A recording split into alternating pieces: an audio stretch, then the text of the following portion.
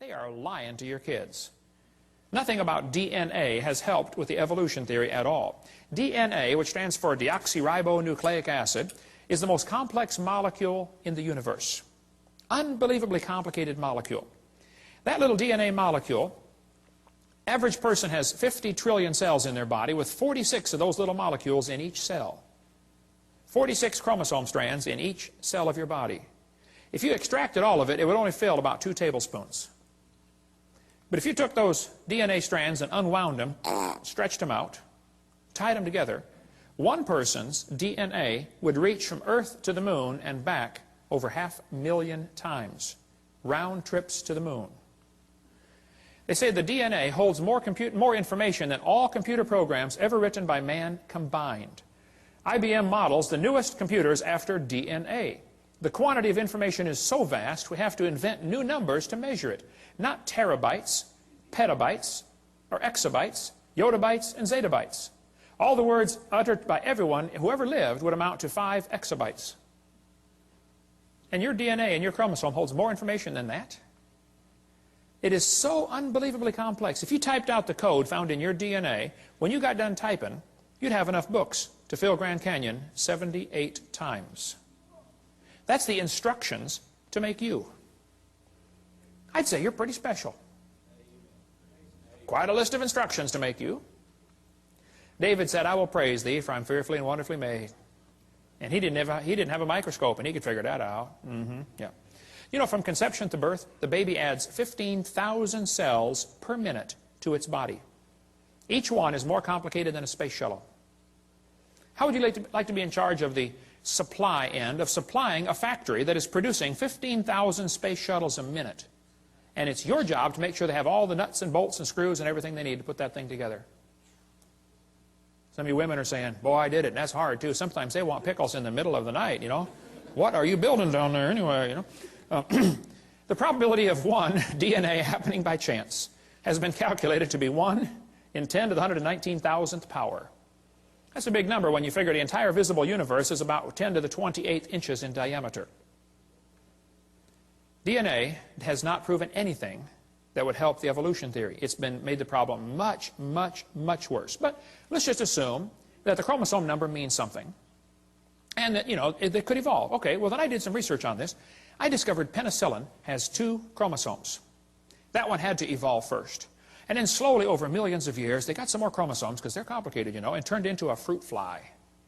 You can see the similarity there. It's only got 8 chromosomes. And then very slowly, it evolved some more chromosomes and became either a tomato or a housefly. Very tough to tell the difference. They're identical twins, you know. And then very slowly, over millions of years, it evolved into either a pea or a bee. You can see the similarity there, you know, pea, bee, very similar. And slowly became lettuce, and then a carrot, and finally, when we got to 22 chromosomes, triplets. The possum, the redwood tree, and the kidney bean all have 22 chromosomes. Average scientists cannot tell them apart. Let's see, which one is which here? Okay, let's see, tree, possum, bean, and we have 46, folks. And if we can just get 2 more, the next step of human evolution, we're going to become a tobacco plant. I know some already smell like it. Sometimes I'll get on the elevator and I'll say, man, you're evolving, you're way ahead of me. And it probably won't happen in my lifetime, but we might get enough chromosomes someday to be either a dog or a chicken. They're twins too, you know. And then way down the road, you know, we're going to become a carp. They got double the chromosomes we do. And someday, star date 349572, we're going to become a fern. I was at a church one time, and this lady walked up to me afterwards, and she said, Mr. Hovind, I'm fern. I shook hands with that hand right there. I'll never watch it again. Hey, how come the evolutionists are always comparing things that fit their theory? Why don't they show us the things that don't fit their theory? Like, let's just say we're going to examine how things evolved based upon how long they lived.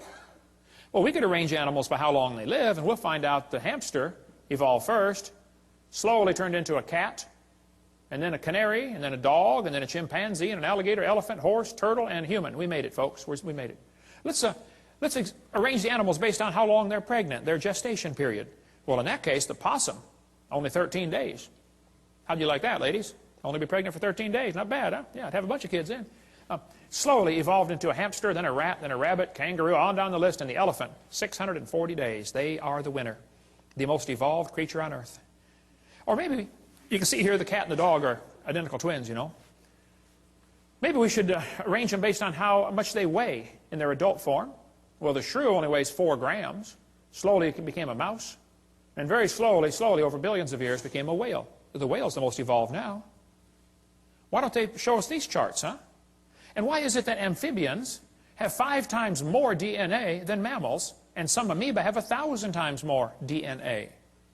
They don't tell us these things, because it doesn't fit their theory. It's impossible to arrange in any sort of evolutionary series based on just one little bit of facts. You better find all the facts. You find out this evolution theory fails miserably. But they tell the kids, we're going to think critically. Boys and girls, there are 20 kinds of amino acids. That's a fact. Explain how this fact supports the idea that all life shares a common ancestor. How's a Christian kid supposed to answer that for homework for Monday? Don't you see a built-in assumption in this question? That's not learning to think critically. Would the kid be allowed, teacher, to explain how this fact that they all have 20, all life forms have 20 amino acids, would the kid be allowed to say, maybe that proves the intelligence of a common designer? Maybe God gave all the animals the same basic 20 amino acids so that we don't have to just eat each other, you know.